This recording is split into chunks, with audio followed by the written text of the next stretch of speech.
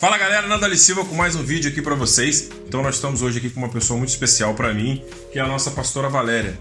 Hoje nós estamos aqui de frente com o Nando, né? Está até hoje lá. Exatamente, então se não tenho vergonha de falar, a Valéria às vezes se sente muito cansada. Não é fácil, né? Nós passamos coisas aqui que a minha família nunca soube.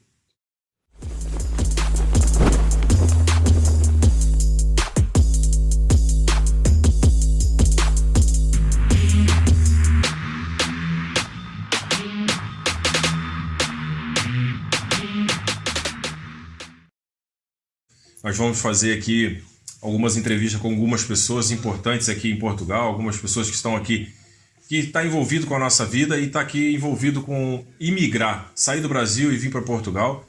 E hoje é um dia muito especial, que é o Dia das Mães aqui em Portugal, e domingo que vem é o Dia das Mães no Brasil. Então nós estamos hoje aqui com uma pessoa muito especial para mim e muito especial para muitas pessoas aqui em Portugal, que é a nossa pastora Valéria.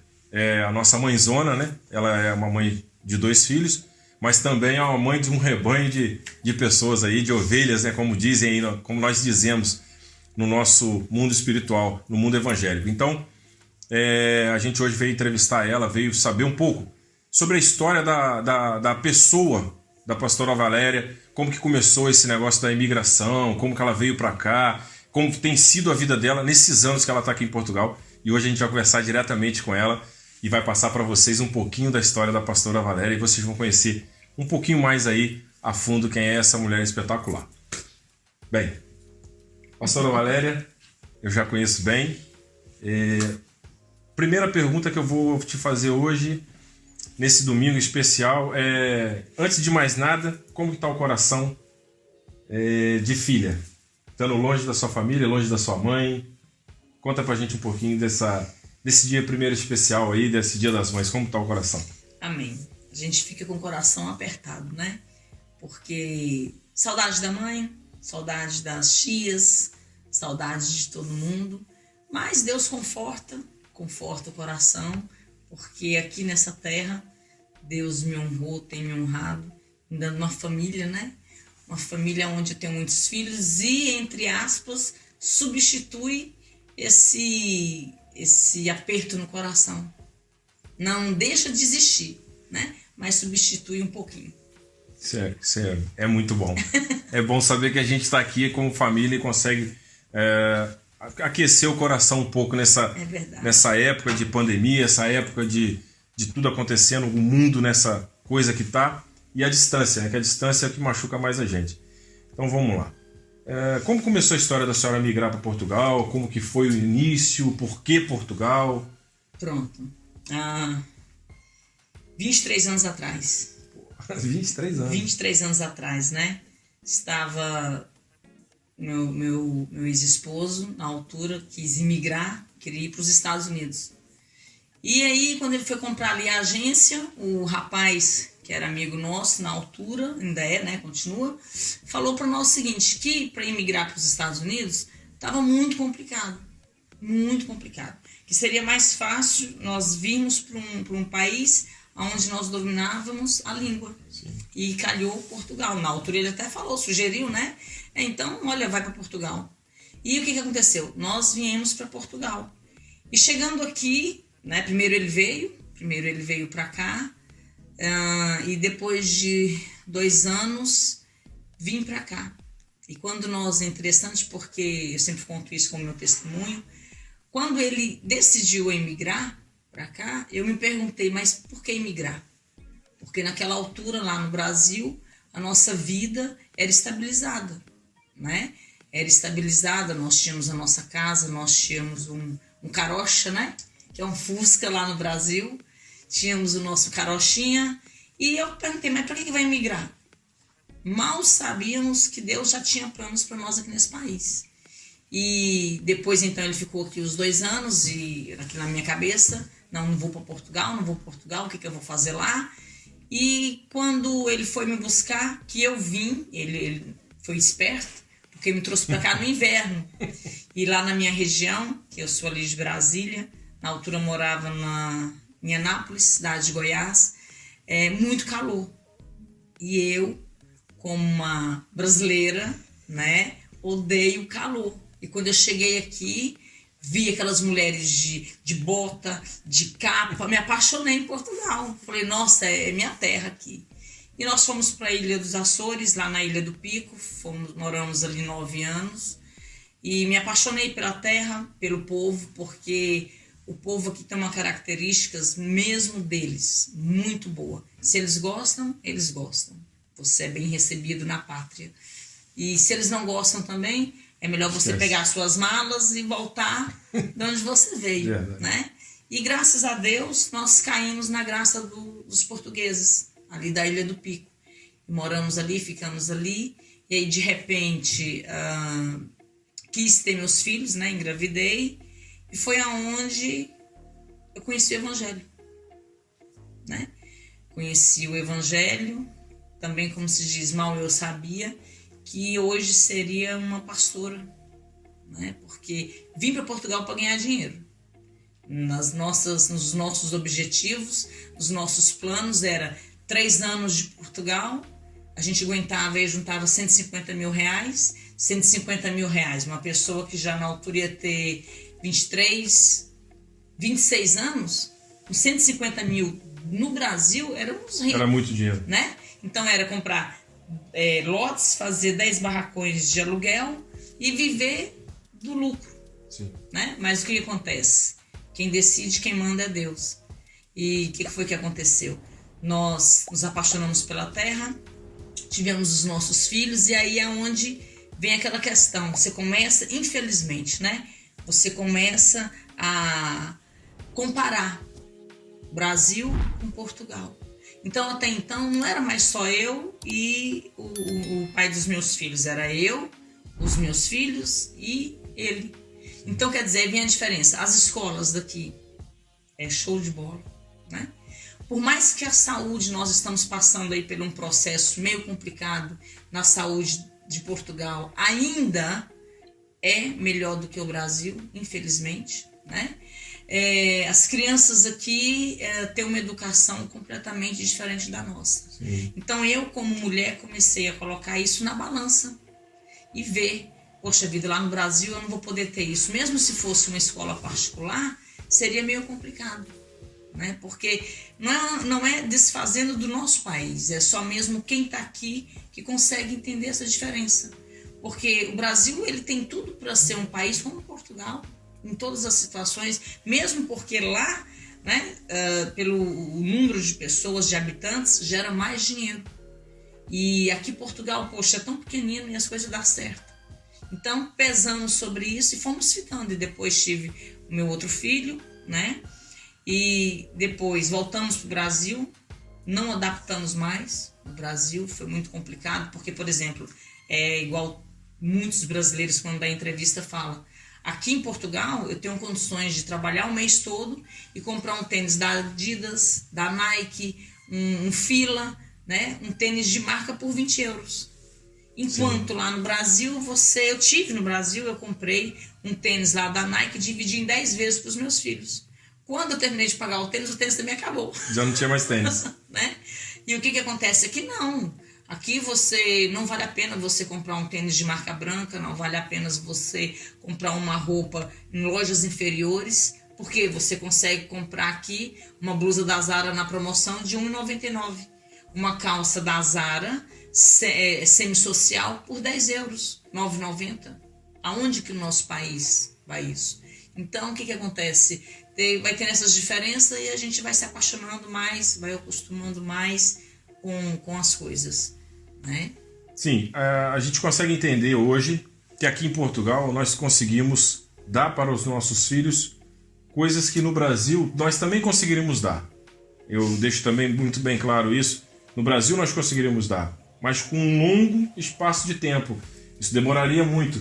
E é como a senhora falou, se você compra um tênis em 10 vezes, quando acaba de pagar o tênis já não tem mais tênis. A vida aqui, nós conseguimos dar para a nossa família as coisas com mais facilidade. Então nós conseguimos ter um carro bom, nós conseguimos comer uma comida boa. E é o que eu costumo dizer nos vídeos, são bens essenciais que nós conseguimos ter com dignidade. No Brasil nós conseguimos ter com dificuldade. Essa é a única diferença hoje de Brasil e Portugal.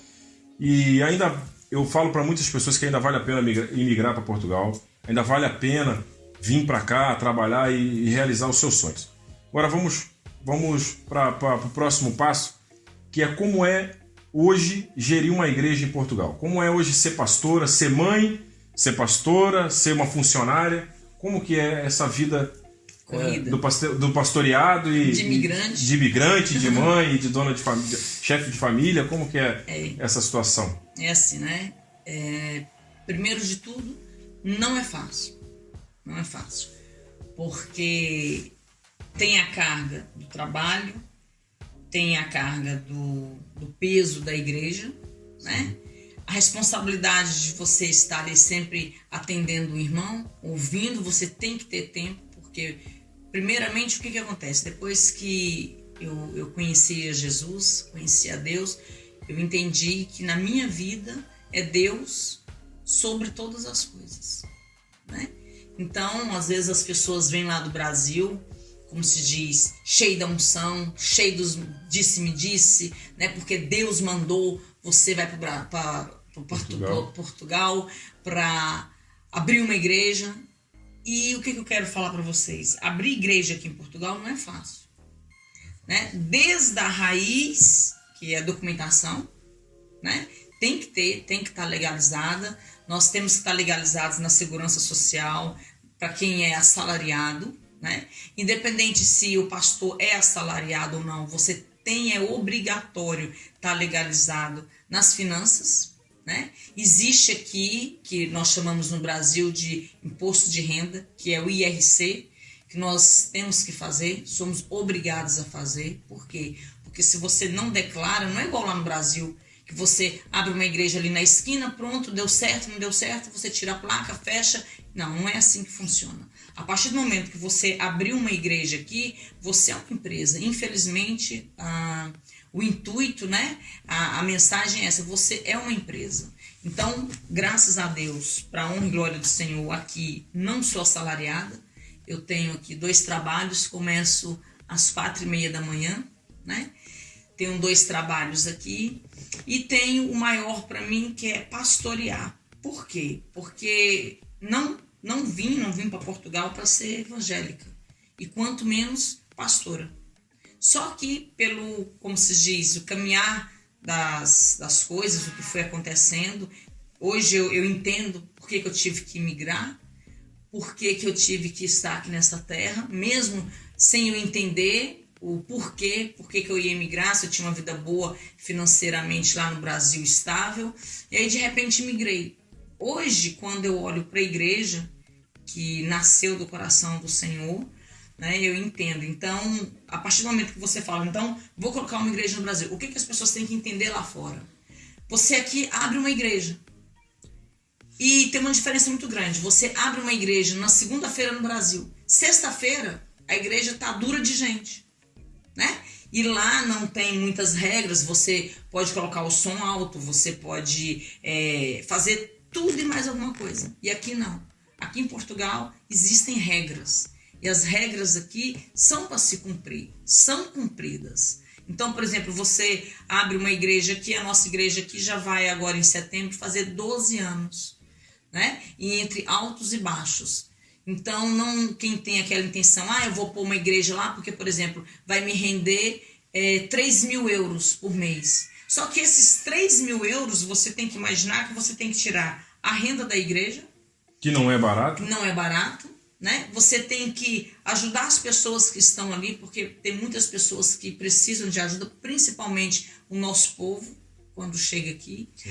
Aqui não é tão simples comprar um terreno para construir uma igreja como no Brasil. É muito caro, por exemplo, se fosse hoje para comprar um terreno dentro da cidade, nós moramos em Quarteira, teríamos que ter mais ou menos aí por volta de 250 a 300 mil euros, né? Então, e 300 mil euros é muito dinheiro.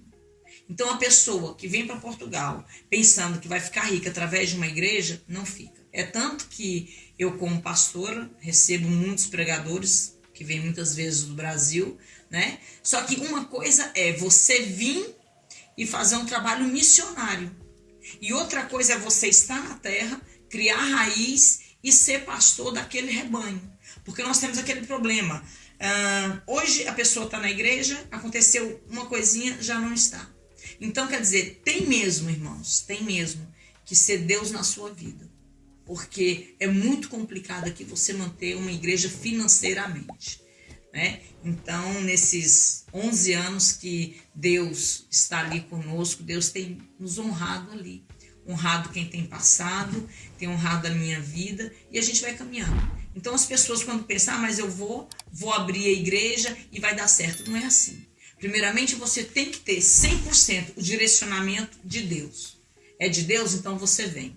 Abre a igreja. Se não for de Deus, você tem vontade de migrar para Portugal, venha, junta-se aos pastores que aqui já estão, né? E faz a união dentro da igreja. Não precisa você chegar aqui, abrir uma igreja porque eu discordei como pastor e tenho que fazer. Não, não existe isso. E aí, conforme o tempo vai passando, você vai criando o quê? Você vai criando experiência, né? E vai mantendo o povo ali sempre no foco.